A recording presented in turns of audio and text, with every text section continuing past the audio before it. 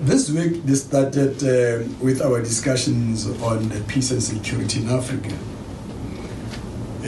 preventive diplomacy, conflict prevention, and resolution. And we had a team of briefers from South Africa. From Sawid, we had Memweti, and then for African Women in Dialogue, we have Ms. Linda Vilagasi. And we have Professor Mula. So it was very, very intense discussions because Secretary General also participated in these discussions. Very enlightening. It's a way of encouraging dialogue, negotiation, mediation in resolving many conflicts in our continent. We then agreed that we need to have an outcome of this deliberation as a contribution to future work of the Security Council in conflict resolution in our continent. On the 8th, we had intensive discussions on the closed consultations on the DPRK because of the missiles issues. You recall that DPRK tested shot some missiles, and the Security Council thought that this matter is so important that we need to discuss. On the same day also, we discussed the issue of South Sudan, and we agreed on the president's statement, which I read on behalf of the Council, urging parties in South Sudan to move towards the implementation of the agreements and formation of government on the 12th of November, and also emphasize the importance of our forthcoming trip to Juba on the 20th of October to meet all the role players, government, civil society in Sudan. We also discussed Syria, noting the progress was made, announced that they formed the Consultative Constitutional Committee.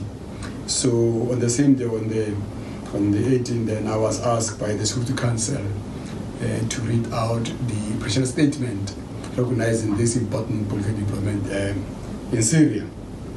And in the afternoon, I was also requested by the Security Council to issue and read a press statement on MINUSMA.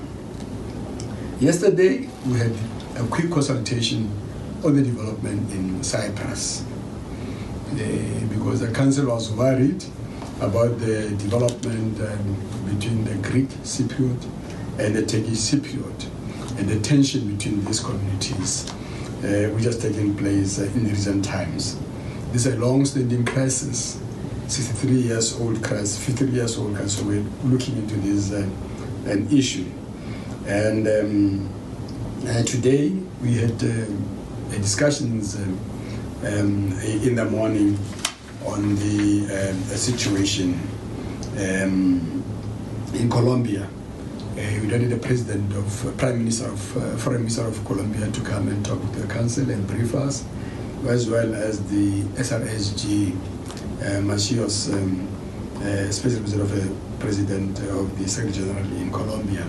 Part of our discussion in Colombia was because in recent time we saw a bit of positive development implementing the agreements reached in 2016, but also a bit concerned about some announcement by some few groups of ex-FARC combatants wanting to go back to the bush and take armed struggle.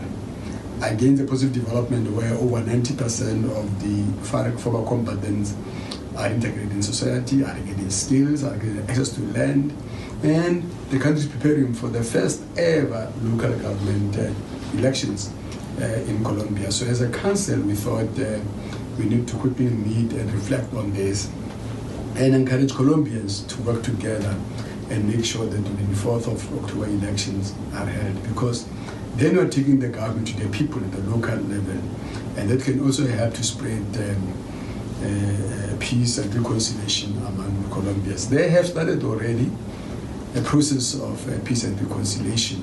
So we thought that this twin approach, the issue of local government elections and the issue of justice in transition, will assist Colombia to settle the problem which has been there for over 50 years.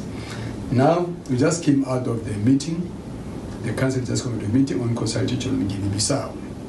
As listener will remember, the Security Council went to Guinea-Bissau in February this year, and part of our going there was to urge the government, the Guineans of all walks of life, to ensure that the March elections, parliamentary elections, take place in peace, is accepted, and that's exactly what has happened.